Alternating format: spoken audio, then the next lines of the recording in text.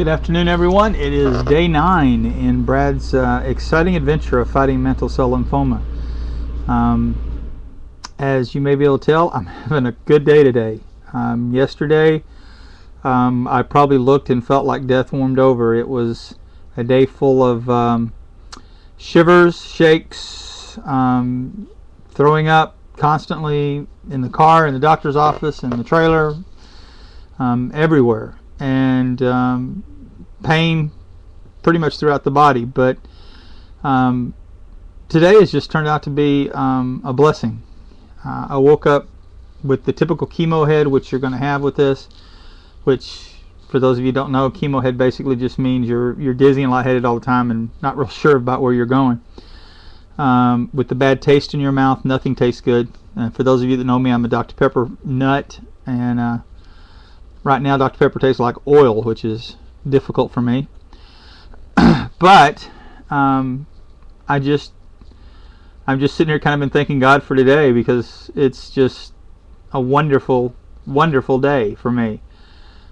They say that the typical treatment from the chemo, you'll feel good while you're in the hospital with chemo, but it's the week after that, what they call hell week, which is when you really start to drop, which is starts about day 8 or so and goes on to day 12 or 13. Different people have different bad points. Yesterday was day 8 for me, and it was terrible.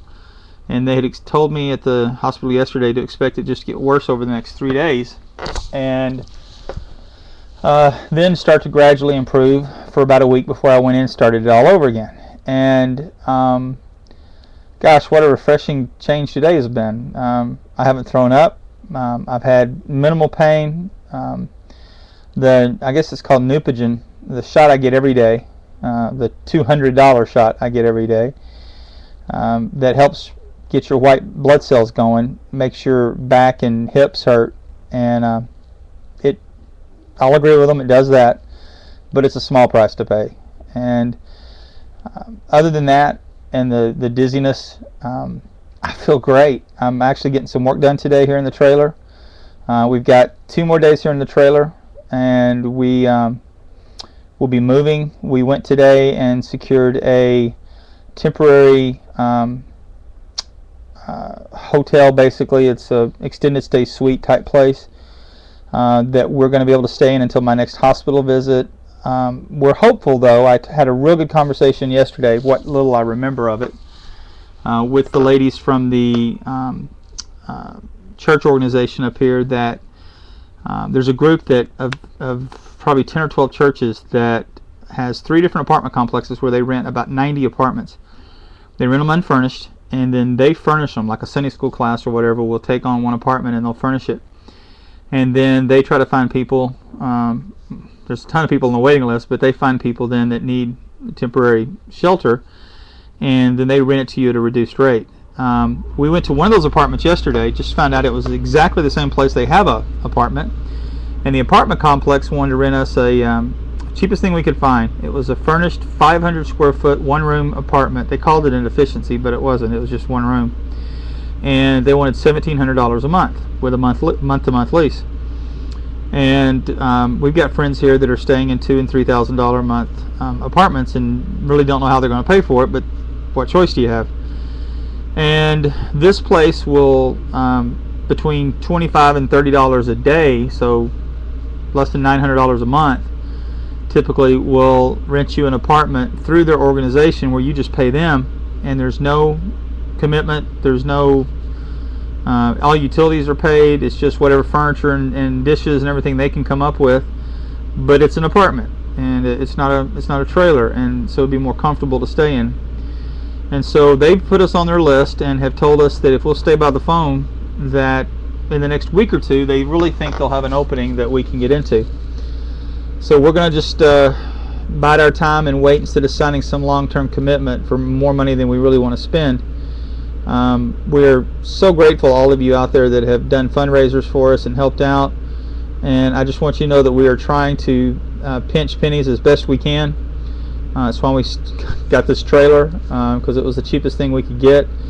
Unfortunately, it's just not working out for us. I just can't get comfortable with all of the meds and that are causing the body to ache. I just don't fit on too much of this furniture, as most of you know how big I am, and so it just causes more pain, and it's just not working. And when I start having people come down to sit with me, two of us in a little trailer like this just isn't going to work. So we're going to find something. It'll work out. We know it will. God'll prepare a way for us, and He'll provide. Not a whole lot I want to say about yesterday. Quite frankly, I'd just like to forget it. It was one of those days, and it happened, and it's going to happen again, and we'll deal with it. But I tell you what, I'm amazed by the people that I continue to meet here at the hospital. As most of you know, I go to the hospital. I have to go to the hospital every day for the next 5 months for something, a shot or chemo or test or whatever.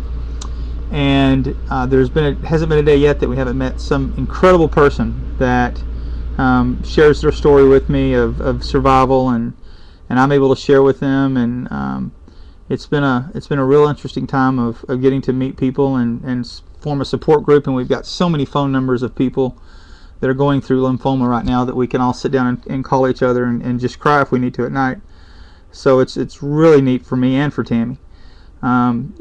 But I tell you what, it really puts you in your place, because I realize more and more that I'm here that it's okay that it happened to us, because there's people here that are in that room at the hospital by themselves, that have nobody with them, that you can tell are lonely, and so we kind of take that on right now as our mission to try to become friends with them and visit with them.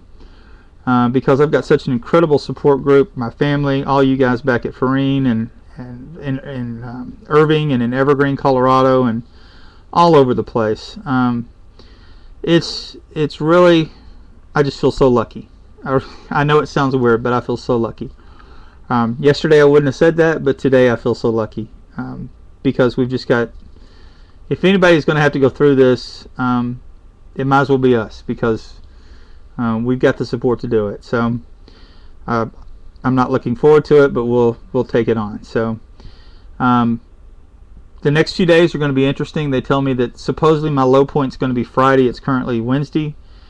I don't feel like that since I got better overnight, but then again, I know that tomorrow's another day, so we'll see. Tammy's coming home on Saturday. All of you guys back in Irving, she'll be back at school next week. My sisters are going to come down, take turns for about a week and a half. Then my dad and stepmom will come down for a few days, and then I go back in the hospital for round 2. And then Tammy will be back down again. But Tammy's been just a rock for me, and she really deserves a break, and she needs to get back. So I think having to deal with 3rd grade kids would be a whole lot easier than having to deal with me probably sometimes. So I guess to my sisters and my dad and stepmom, I guess it's your turn to have to deal with me. That's about it for now. I'll keep it short. Tammy said I went too long last time, so I hear the golf tournament is coming up and that they've got a huge turnout for that already, which is just incredible. Guys that have set that up, thank you so much. I tell you, I'm in awe. I sit back here and everybody I talk to, I go, wow, can you believe what all they're doing for us? It's just incredible, the outpouring of love and support from family and friends and the community as a whole. And I just want you to know that we feel it down here in Houston. We may be by ourselves down here, but we're really not with all the friends we're making. But we really feel the support and the love, and it means a lot. So until next time, I may not be as chipper next time, but then again I might.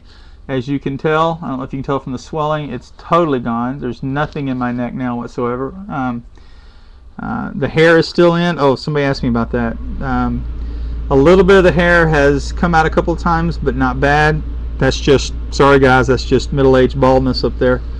So I'm hanging on to it as long as I can, and we'll see how long it lasts. So until later, we love you guys, and we'll see you soon.